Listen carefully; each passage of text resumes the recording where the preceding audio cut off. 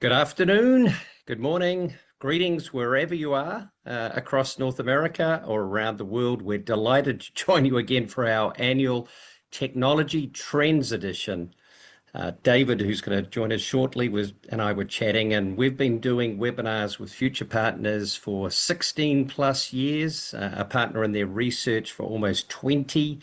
We've been doing this Technology Trends Edition for more than a decade, and we're delighted to bring you the latest insights, research, and also a spotlight on streaming in today's edition. So we've got an all-star panel.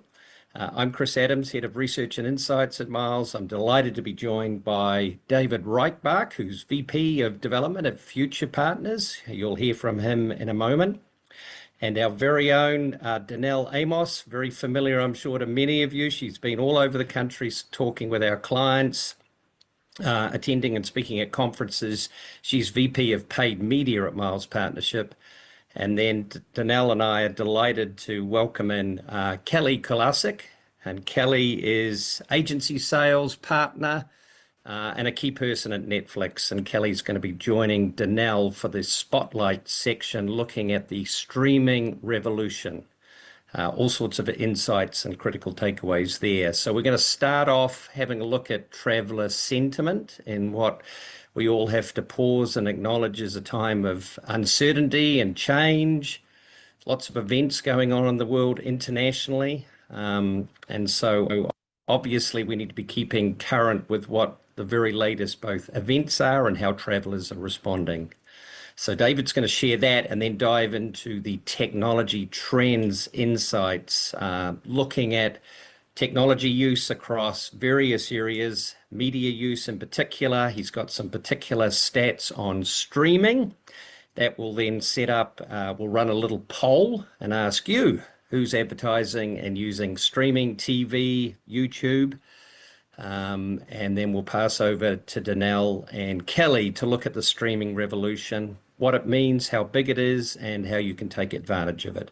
And hopefully we'll have some time at the end for Q&A. So please queue up your questions and answers. All the resources from today are going to be available out via an email tomorrow to everybody who registered, plus, of course, on our websites, both Miles and Future Partners, and you can see them right there. So without further ado, we've got a lot to get to today. I'm going to pass over to David, and he's going to take us through the latest research. Over to you, David. Thank you so much, Chris. It is an absolute honor to be on with everyone today, and it is my great pleasure to once again present our Technology Trends edition of the State of the American Traveler. For any of you who've not met me in person, again, my name is David Reichbach. I'm the Vice President of Development for Future Partners. Our team of tourism research at Future Partners provides market research that unlocks opportunity powered by insight, serving travel, tourism, and hospitality leaders with intelligence that wins their brands, hearts, minds, and market share, bringing the future of travel within reach.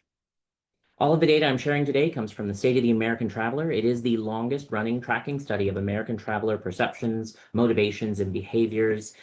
And as Chris said, we want to be sensitive that it is an ever-changing environment in the current traveling climate, political climate, all of the kinds of climate that exist. Our data today comes very recently from just a couple of weeks ago, right at the end of May. So any of the most recent updates that happened in June won't be reflected just yet in our data. Our current June collection of American travelers is currently in the field, and we'll be doing our next monthly update within the first couple of weeks of July.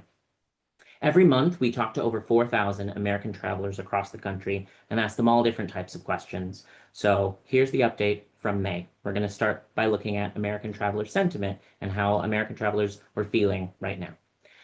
Currently, 87% of American travelers are reporting a heightened level of excitement about travel in the next 12 months. It's 6 to 10 on that 10-point scale. That's about an 8.2 out of 10 if I had to come up with an average on it. It's really nice that we've seen that elevated level of excitement basically since the beginning of 2003 for the last 2 years, and that has stayed elevated throughout the first half of 2025, which is really, really great to see. Currently, about a third of American travelers, 31.3%, said that right now, the super short-term immediate sense, right now is a good time or very good time to spend on travel. Over half, 57%, said that in the next 3 months, the relatively short term, next 3 months, they're going to make leisure travel spending a somewhat high or extremely high priority. And when we actually look at the budgets that American travelers are currently saving up, an average of $5,500 for travel for the next 12 months.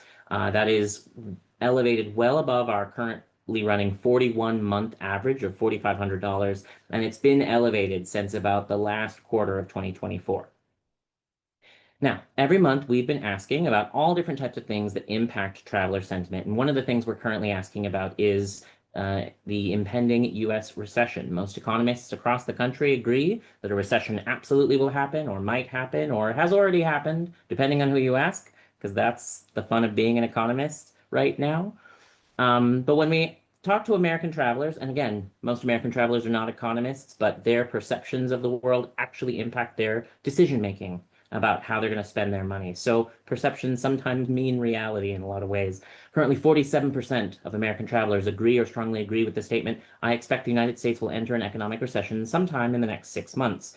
This had been going down very steadily over the last couple of years and then rose dramatically at the beginning and first few months in 2025. It dropped in the most recent wave in May, but we will be continuing to watch this very carefully, because if it doesn't continue to come back down, that might mean a lot of changes in how American travelers are currently spending.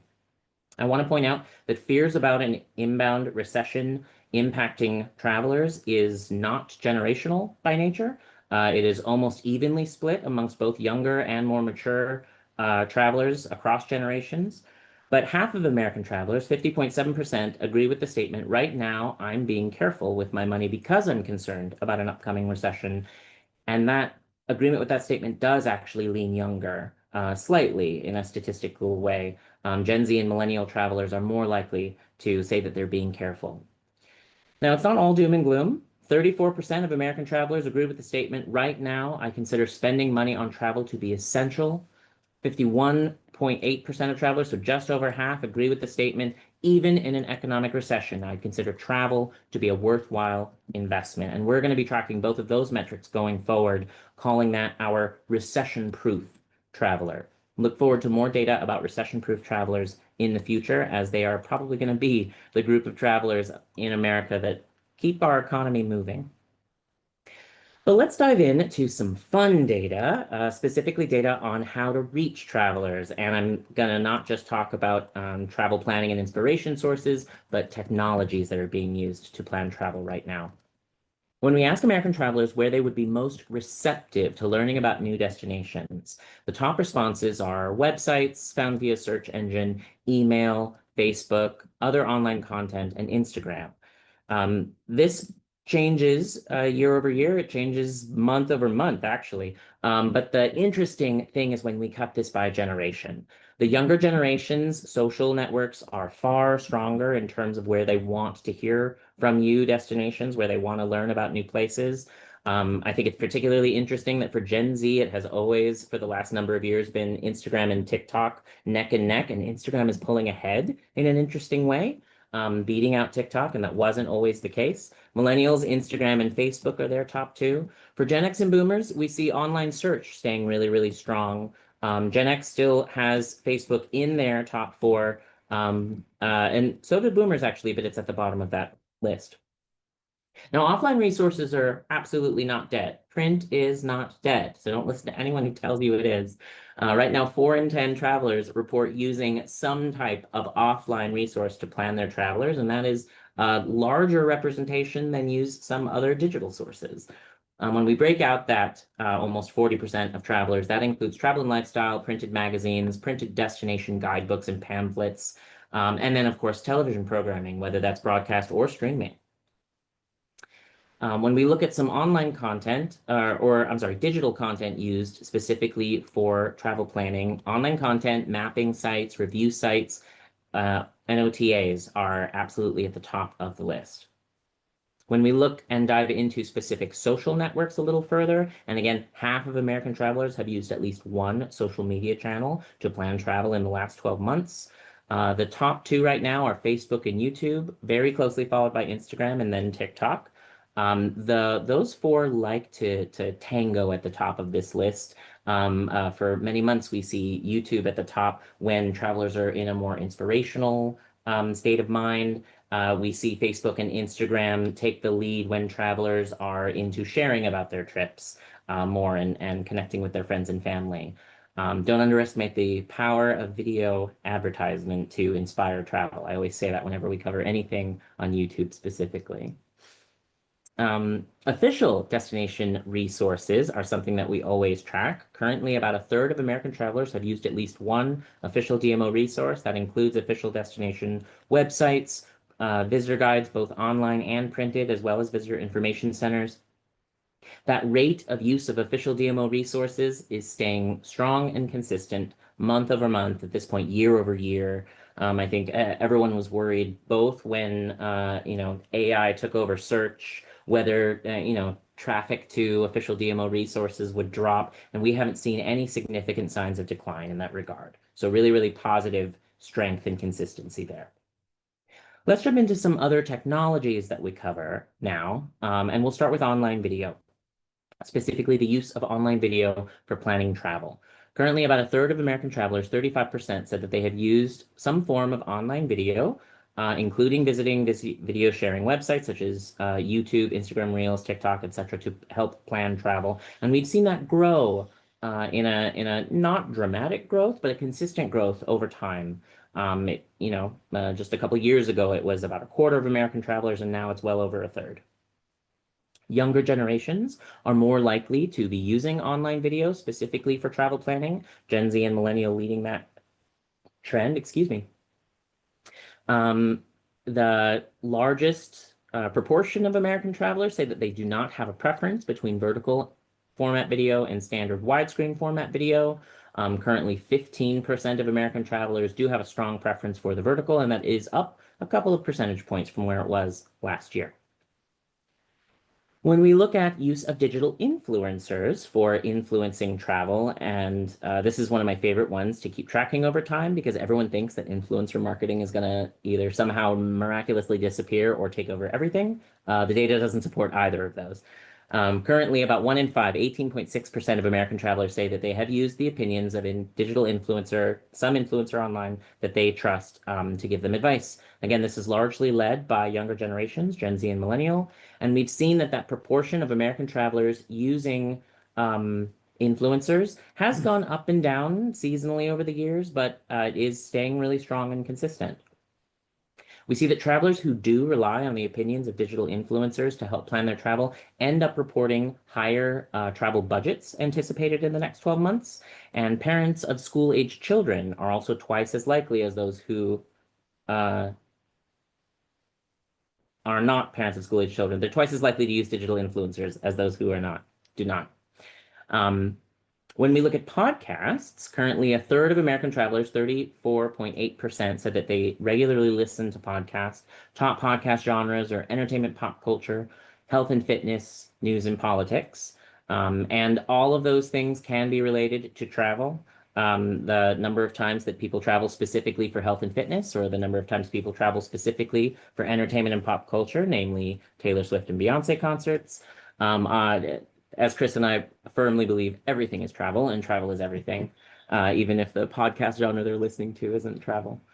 But when accessing their podcasts, the top streaming services they use are Spotify and YouTube, followed by Apple Podcasts. Okay, virtual and augmented reality. This is one that we've been tracking for a while, and one that Chris and I took a bet on whether it would still even exist at this point in time. I think I've lost the bet, though. Chris has won this one. Currently, 14.9% of travelers say that they even have access to a virtual reality headset.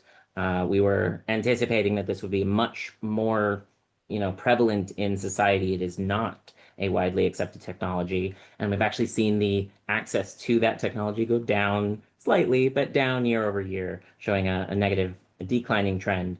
Currently, a third of American travelers said that they would be interested or very interested in having a virtual reality headset if good content on travel existed. but even that level of interest has gone down year over year. So, Chris, I'm pretty sure we can put this one to bed. Moving on to AI, one of the things that I have absolutely loved to research how travelers are using new technologies, specifically AI, to help plan travel. And I actually want to start with some video that we collected. We asked American travelers to share a little bit with the rise of popularity in AI. We asked them to share if they've noticed changes just in the way they search or in the way they plan travel, and if they specifically use AI tools to plan travel. Let's hear what they have to say. I'm definitely using ChatGPT, especially to kind of plan a trip, different popular things to do in that area, things off the beaten path to do in that area, as well as, again, restaurant ideas. Yeah, there's definitely been some changes in how I search for travel and plan trips. I use ChatGPT all the time in my daily life, but also especially with travel. The most recent trip we took was a 6-day trip to the Seattle area.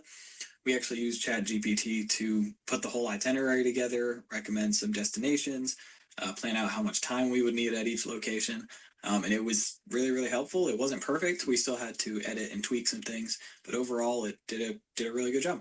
I have definitely noticed some changes between how I used to search for travel ideas and plan trips in terms of what I do. I have started using Chat GPT and Google Gemini more to help me plan trips, because a lot of times when you're searching on your own, you're having to go to multiple websites. You are having to go to several different spaces and places to get the information that you need. And I find that that has been very stressful for me to keep up with everything. When you use Chat GPT or Gemini, everything is in one place and the planning is a lot more seamless. To me, when it comes to the rate of American travelers' use of AI or AI-based tools for travel planning, we've been tracking that every month now for a while. And right when in its height of popularity, right at the end of 2023, there was a huge spike. It then kind of dropped down to about 10% and has slowly been increasing over time. It's currently at 16.8% of American travelers say that they, at least knowingly, use AI or AI-based tools to help plan travel. The types of travelers that are most likely to say they plan travel are millennial compared to any other generation, although both millennial and Gen Z are more likely to use AI tools than their Gen X and baby boomer counterparts. Income also plays a role here. Higher levels of income definitely correlate to use of artificial intelligence to help plan travel. And again, being a parent of school-age children makes you more than twice as likely than non-parents to say that they use AI to plan travel. A third of American travelers say that they would be interested or very interested in using AI technologies for travel inspiration and or travel planning. So we do anticipate the actual use of this technology to grow over time. But the big question is going to be trust. When we ask American travelers if, when they see content related to travel, if it is labeled as generated by AI or made by artificial intelligence, whether they would find that content more or less trustworthy. Currently, 18.2% say that they would find it more trustworthy. That's up almost a whole percentage point from when we asked this question last year, 17.5%. Currently, 33% say that they would find it less or much less trustworthy, and the largest proportion feel neutral on this question. But it's important to measure that gap about the more and less trustworthy concept. When we look just at travel as a type of content here, it actually, is very similar to the trust gap when it comes to health and wellness content or lifestyle related content or entertainment pop culture content. But when it comes to news stories and political content, which is a lot of content people are seeing AI in, there is a huge trust gap. And that's why it's so important to actually make sure that the information you're putting out, even if it is generated by AI, make sure that it's authentic and authentically you. For the last bit of content that I'm going to share, we're going to look at streaming services, and this will set up the rest of today's webinar. Currently, 9 in 10 travelers, so 91.4%, say that they use at least some type of streaming service to watch video.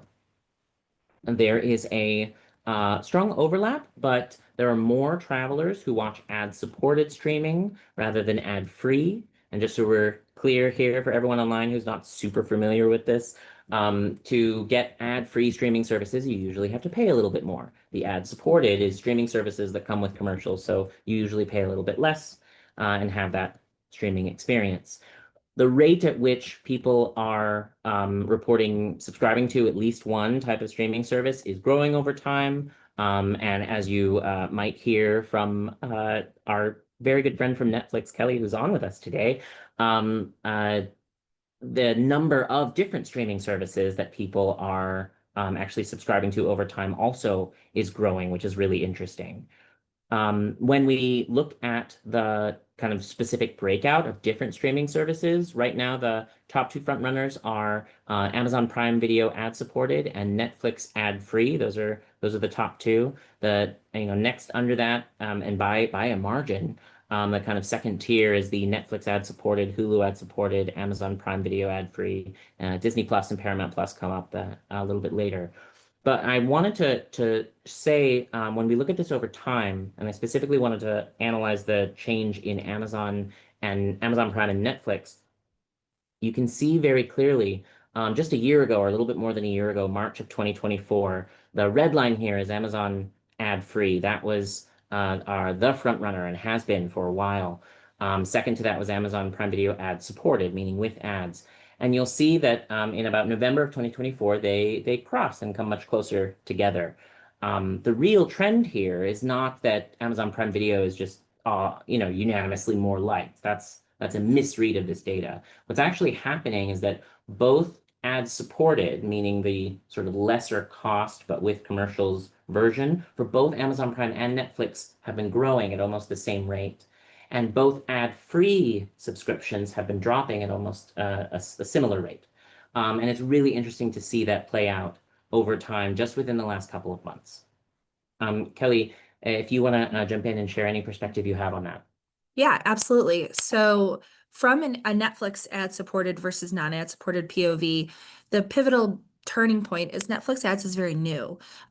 So while the adoption was happening, we're seeing this for a various number of factors. I would assume also for Amazon and Netflix, that the different economic factors of the growing amount of streaming services that are in a particular household's bundle is increasing. And so people are trying to be more economically savvy in the amount that they're paying per service. So the ad supported is more in economical savings.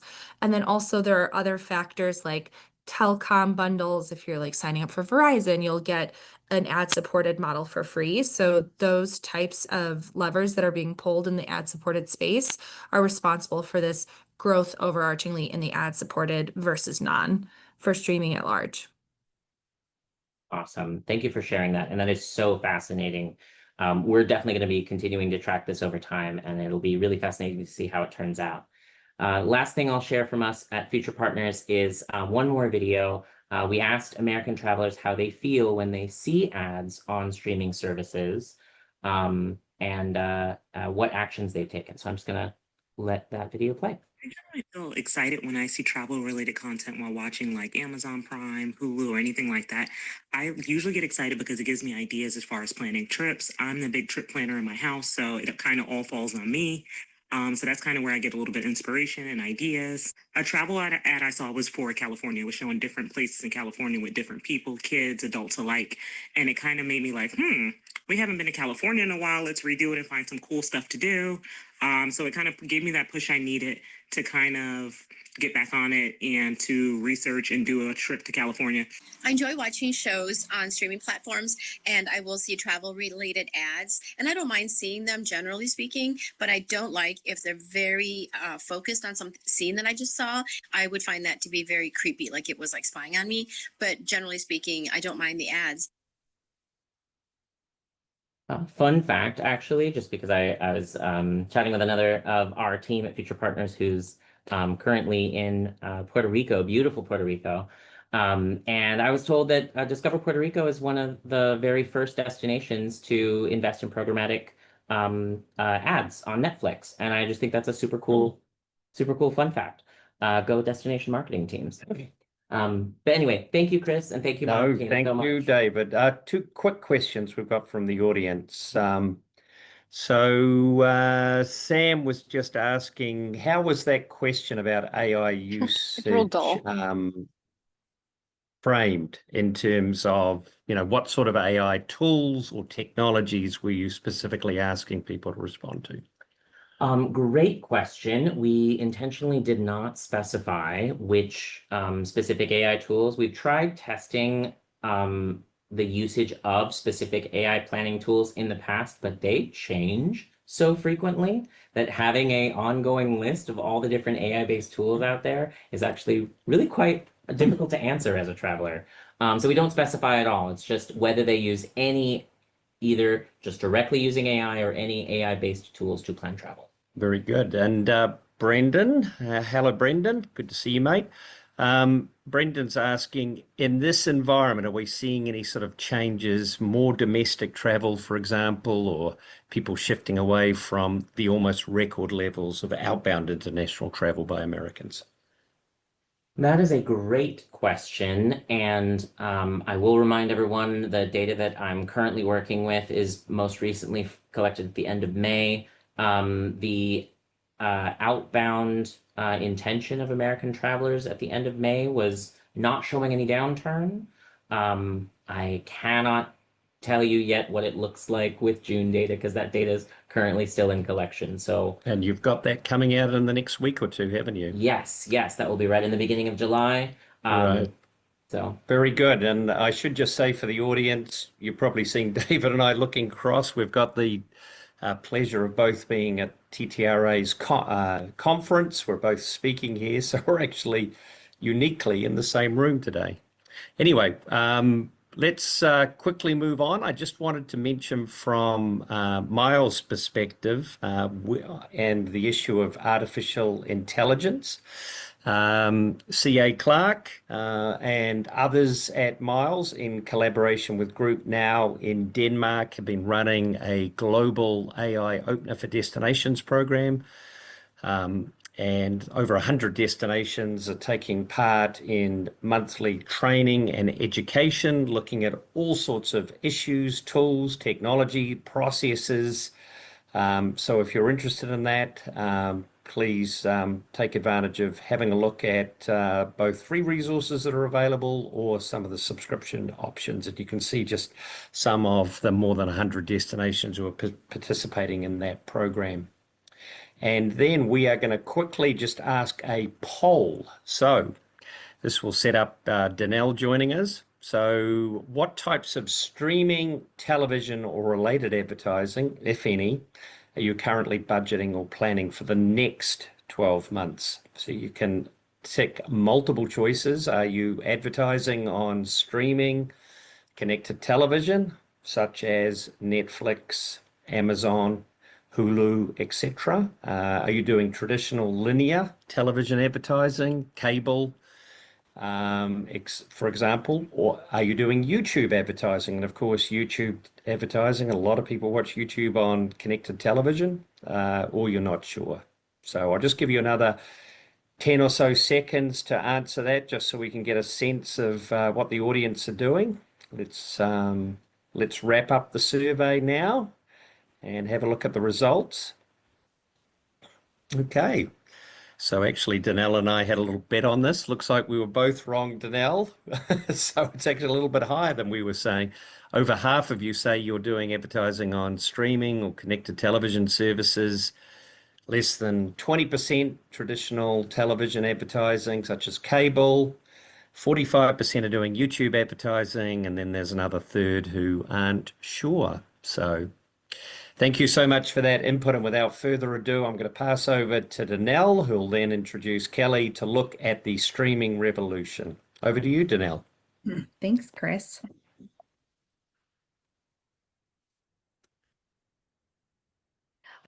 So like Chris and David have mentioned multiple times, 2025 is definitely a year of flux and a little bit of not knowing exactly what's going to happen. And so the key trend that we are seeing is that partners are really focused on advertising platforms and partners that are nimble, that they have really strong measurement, and that they really align with their KPIs. I think based on a lot of uncertainty that's currently happening, people want to know that they can turn their advertising off if needed or make a pivot very easily. So that is really where digital media comes into play. So digital platforms are projected to continue driving overall advertising market growth. Currently, they make up about 75% of total advertising spend in 2025. So that could be anything from CTV, social media, paid search, podcasts. So this really runs the gamut. And it just goes to show that digital advertising is going to continue to grow. It's where people want to spend money and are spending their time. And from a DMO perspective, nearly all participants in the State of the Destination Marketing 2025 study by Sojourn reported that, so 99% reported that they currently are using digital advertising in their overall plan. And so I think that from a DMO perspective, this is a really important piece of our continued plan and where we see people continuing to spend money. And from a streaming TV perspective, so in 2023, that was finally when digital CTV, streaming TV actually took over overall broadcast TV. But last month, May of 2025, streaming actually reached a historic TV milestone. So it eclipsed both broadcast and cable viewing combined, and it represented 44.8% of TV viewership in May of 2025. And so that was the largest share of viewing to date. And so I think that this just goes to show, Kelly's going to talk about in her presentation a little bit in sports. One of the stats that I saw is in order to watch every single game for the NFL season, you would need to have 10 different services to be able to do that. And so I think it's just indicative that this is going to continue to grow and people are spending a lot of time there. And programmatic CTV, you're going to hear me talk about that a few times. I'll talk about what programmatic is in a few slides, but programmatic connected TV, it is going to continue to grow. Like we were saying, we have Netflix. We're excited to have Kelly talk to you guys here in a bit, but there's Prime Video, HBO Max. So advertisers, they're starting to really lean into CTV because of the targeting capabilities that it has, because they're able to reach people and really reduce that waste that they were having on those more traditional linear TV channels.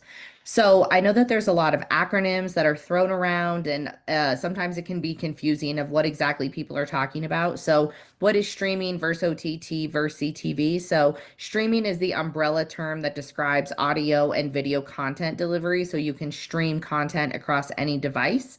Over the top OTT, that's the actual streaming channel. So that's like Netflix, Max, Paramount Plus, Apple TV. And then connected TV, that's the actual device that someone is streaming a show on. So CTV refers to the actual TV or laptop or tablet that somebody is actually consuming the show on.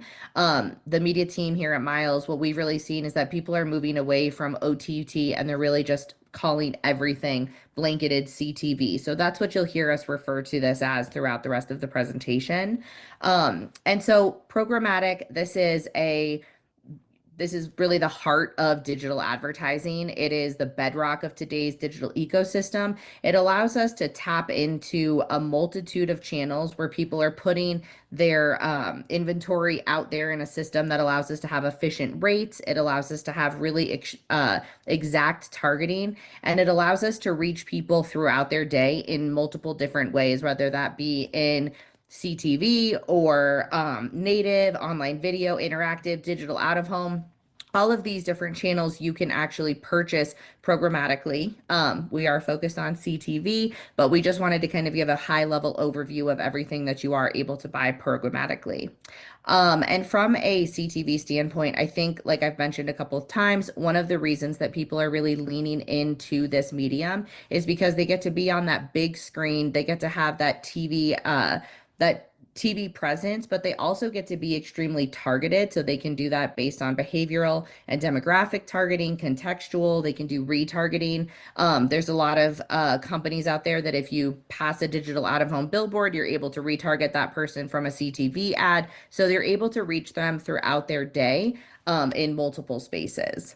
And so programmatic TV, it used to be where it was a 30-second ad or a 15-second ad, and it was just a video that played. And over time, they've really started to create a versatile, customized different platforms. So some of those can look like trivia, where you're able to actually engage with it. You're able to say, this is what I would pick, or this is my answer.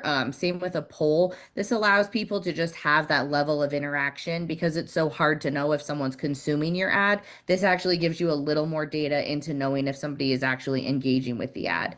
And then the city state call out. This one is just more about personalization. You can say, hey, Los Angeles, and then give them an extremely targeted ad for them. To David's point, that authenticity piece, people want to be recognized. They like that personalization piece of it. And so this programmatic tactic really allows us to do that. And so I'm sure a lot of you are familiar, but Miles' sister agency, Adgenuity, they're a media buying platform that we utilize to tap into a wide variety of partners. That's actually how we were able to start working with Kelly through Netflix. And so we feel really lucky that we get to have such a strong partnership with them. So I'm going to pass it over to Kelly, and she's going to talk through all of her wonderful Netflix stuff. Great. Thanks so much, Danelle.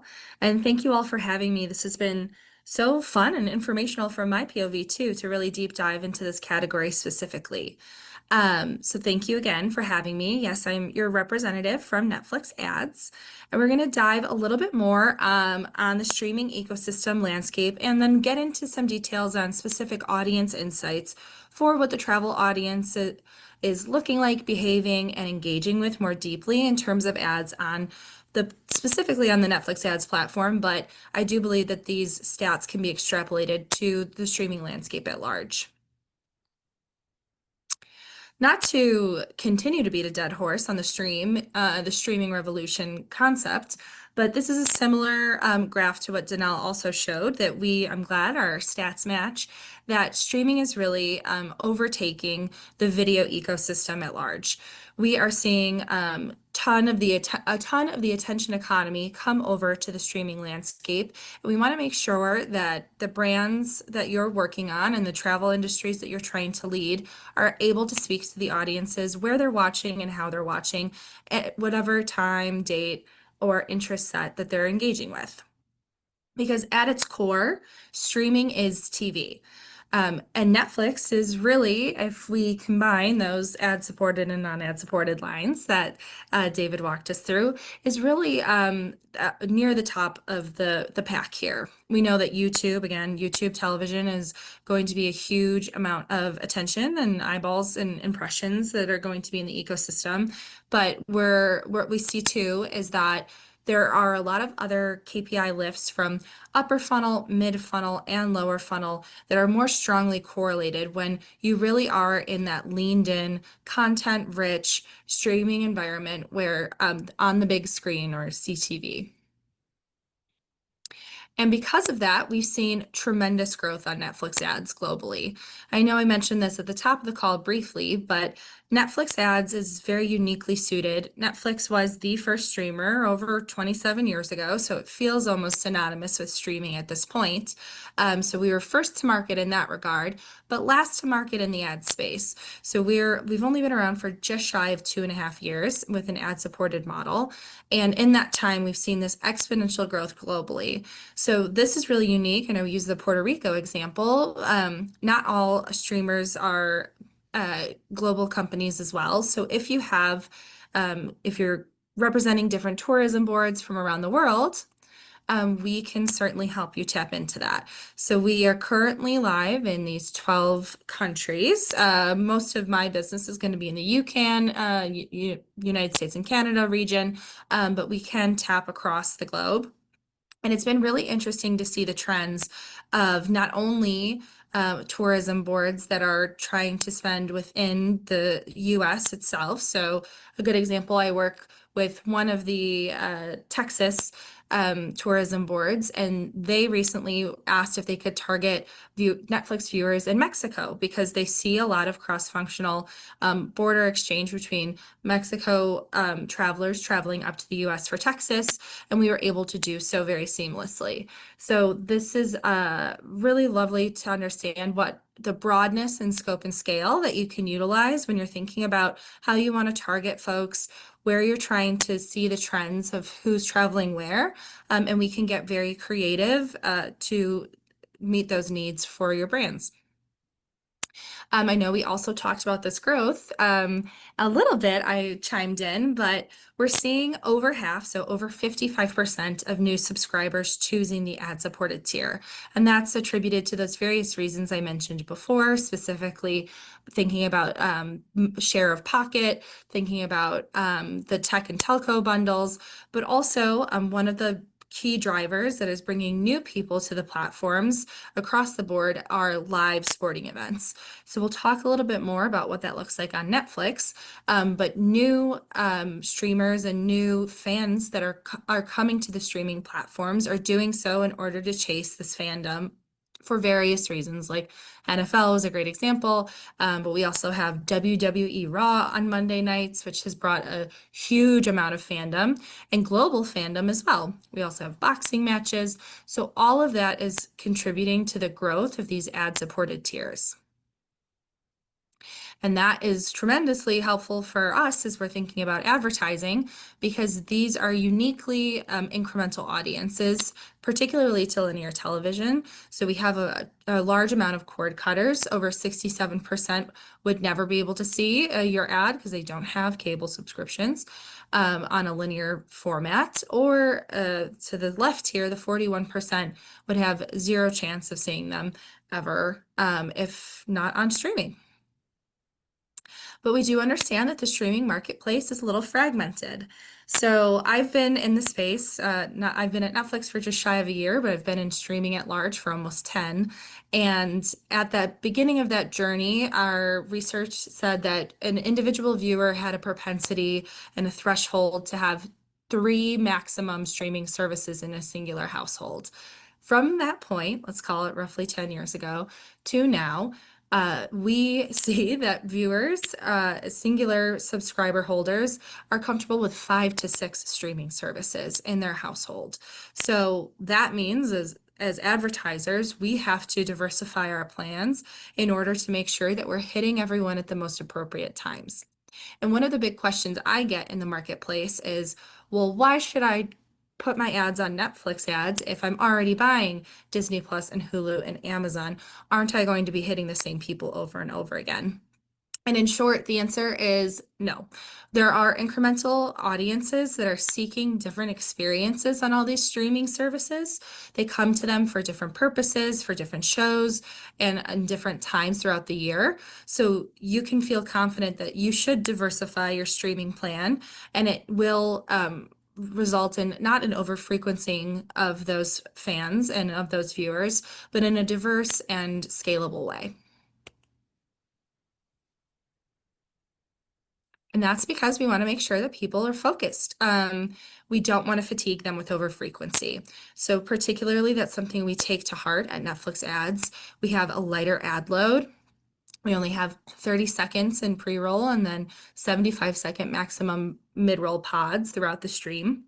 But something that's really unique is a very tight frequency cap, just knowing that frequency across streaming at large is something to be considered. So we have 1 per hour, 3 per day, and 14 per week. And then the other very unique and fun kind of last to market move Netflix has is we're very mindful about our handcrafted ad breaks, because unlike network television that is written to an ad break, Netflix and other streamers, the content itself was not written for ads. And so we're very mindful that we're not ruining a viewer experience by putting your ad in the middle of an action scene and then someone gets frustrated. We're very mindful that it feels like a natural point. And because of all these factors, we see the attention on streaming increase, particularly on Netflix ads, as opposed to YouTube or some of these other competitors. After 3 hours of viewing, attention actually spikes. So I know something we all talk about at large in the media world is that attention spans are diminishing over time. But this stat just shows when the content is tailored to you and you're very leaned in, it will be very impactful. And we want to make sure that those impactful moments are connecting viewers to travel. So we want to inspire travel. We want to inspire different destinations. And we have seen the proof in the pudding with the research that those viewers that are seeing travel show like, I guess Drive to Survive is a great example. Formula One racing has encouraged travel not only to destinations to see Formula One races abroad, but also bringing F1 races to the US and inspiring those Netflix viewers that are engaged with that content to travel for that reason. Also similar to the stats David was talking about, we also see this higher for parents of young children. So not only are they seeking inspiration in a social space, but the inspiration for where they should travel and how they should plan a trip is coming from the content that they're enjoying and consuming on streaming platforms. Great example here, Emily in Paris. You wouldn't think that Paris needs any more tourism bump, but we did see an increase in search, according to EDO, after viewers were exposed to Emily in Paris. So those fun and really beautiful content pieces are inspiring travelers to try different moments and different places throughout the world. Here's a quick hit success metrics from a specific case study from a travel advertiser on Netflix ads that was targeting very specifically our top 10 as well as first impressions. So these are targeting tactics that we have on the platform. And we saw success in all of these key metrics in ad recall, in brand favorability, and purchase intent. So all of the things that we're trying to achieve by effective and efficient ads, we're making sure that they're working for you. So we're not grading our own homework. We want to make sure that the tactics we're putting in place are actually creating the impact that we hope you all can see across your streaming buys. And that's because of the content. Variety of content. It's always so fun to talk about what are you watching? Everyone's watching something. And you can see from this large variety of interests, there are just a different setting for all of these places that drive people to want to explore, want to indulge. And we do not see viewership happening in singular genres. It's not like me, Kelly, I am only a romance fan. We see that there's a variety of 3 to 5 major genres that people spend their time with. And so that gives you the opportunity as brands and as advertisers to decide, what kind of mood do I want to meet someone in? Do I want to meet them when they're in an adventure mood, when they are watching one size? Do I want to meet them when they're in a relaxing mood, when they're watching something like Emily in Paris? And you can tonally align your ads with the types of content that you're hoping to lean into. Talk about fandom. I know we mentioned sports, but this is a huge shift in the streaming ecosystem as well. So not only, I know I mentioned traveling for Formula One is a great example. WWE is also a great example of travel and expanding that into global markets. But NFL is a huge push. So we are, like Danielle mentioned, I think it was like 10 services to get a streamer or to get all of your NFL games. We're one of those. We only have Christmas Day currently. But the push to move live sports, which is I'd say the final holdout of what's keeping people on linear television, to the push to move it to the streaming landscape has been tremendous, and it's been very successful, and it's really bringing people that are engaged. Something that's also very unique about when you buy an ad or when you're entering into a live sporting event on streaming is particularly on Netflix ads, and I know Amazon is structured the same way for Thursday Night Football. That ad gets distributed to all subscribers, not just ad supported. And that's because people think it feels weird to watch football games without ads in them. It's a lot of dead time. There's a lot of strange breaks. So what that also means, though, is that your scale and your impact can be even larger with those larger audiences. Think about those 2 lines that David was showing. You're getting double the fun, extra exposure there. And then not as exciting and flashy, but personally more important to me is the tech that backs it all up. So like Danelle mentioned, programmatic buying, being able to have that choice and control because of the data and connectivity is something that's really going to continue to push the marketplace forward and make it more easy to seamlessly, nimbly adjust your media plans, target those folks that you need to in the moments where they're going to be the most susceptible or the most engaged with the message that you're bringing to them. And then finally making sure that we're measuring it and making sure that everything's working the way we want it to.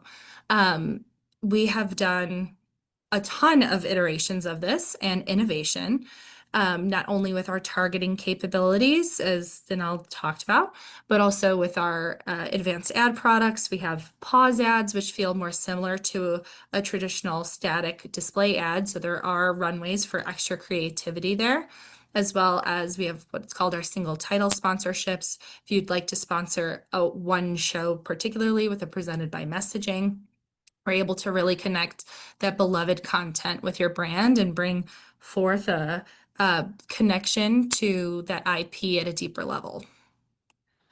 And we continue to keep innovating. So Netflix, and this is in parity with the rest of the streaming marketplace and similar to what Danelle showcased, but interactive ads are going to continue to move forward in the industry to give you all more choice and control, more creativity, more personalization to not only target the right people at the right time, but to have the right message with the right creative and the right actions to take afterwards. So streaming, I hope the key takeaway is that streaming is here to stay. It's taking over the lion's share of video at large, but also it's here to innovate and it's here to bring you what you need. So continue as brands and advertisers to raise your hand to say, we need more geolocation, we need more weather triggers, we need more interactivity, and we hear you. And we will continue to push that along to make sure that you feel like anything that the research that you're getting on your side is translating into the work that we're doing. So thank you. Time for some Q&A. Thank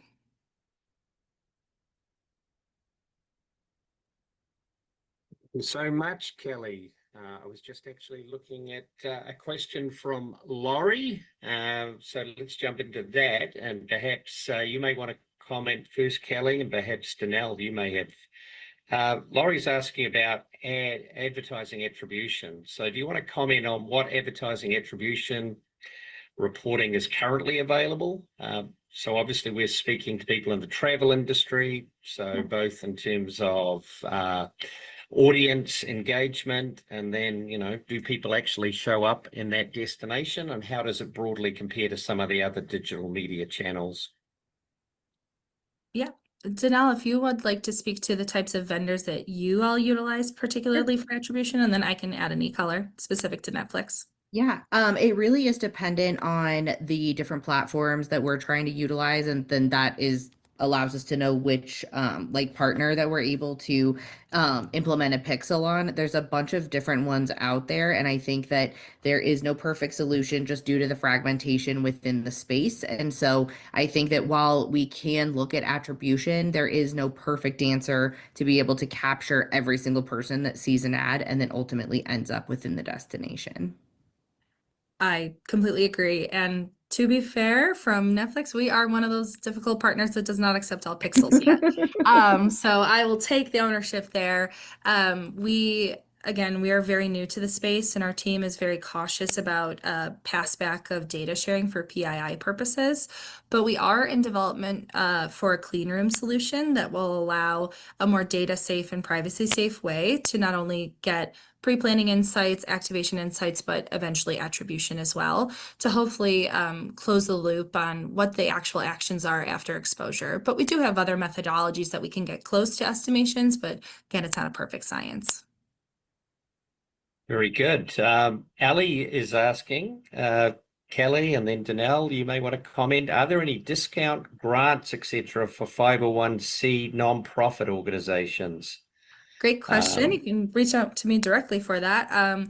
There are sometimes we're able to do some pro bono campaigns contingent on inventory types and different kinds of exposure, but typically we're paid media forward, but we do have some potential activations that can work at a discounted rate. So let me know. Very good. And perhaps related to that, if I'm a organization or a destination with a modest budget, what's your advice if I don't have a big budget? How do I best go about thinking about adding streaming to my advertising portfolio? I have a thought on this. I have two thoughts. Prescriptive targeting. Make sure that you're using the budget to the best of your ability and hitting those folks that are going to be the most impactful, so you're not wasting any of those precious impressions. And then programmatic. I would say absolutely use the programmatic tools at hand so that you can very nimbly optimize towards the best impressions that you're getting for the campaign if the budget is more modest. Danelle, anything you want to add there? I agree with what Kelly said. I think that really just focusing in on partner, like where people spend their time, I think that that's probably the hardest decision to make. When Kelly was saying the 5 to 6 different streaming platforms, I was like, I have far more than that. And so I think that it's more just really understanding like where your audience is and making sure that you're reaching them, and where they spend their time. So. Very good. Okay, well, thank you again, Danelle. Thank you so much, Kelly, for joining us today and sharing those insights. We are going to be sharing out Danelle's and Kelly's slides, and please don't hesitate to reach out if we can answer any further information on streaming. Let's have a quick look ahead. The Travelers Segments edition is going to be our next quarterly edition of the State of the American Traveler custom research that we undertake. And we're going to be diving into a couple of different segments, including wellness and event travelers. And so please register for that, September 16th. And then finally, all the resources from today are going to be sent out via an email to everybody who registered for the webinar today, tomorrow. It just leaves me to thank you all so much for joining us. Have a great rest of your day, and we look forward to catching up in an event somewhere in the world soon. Thank you.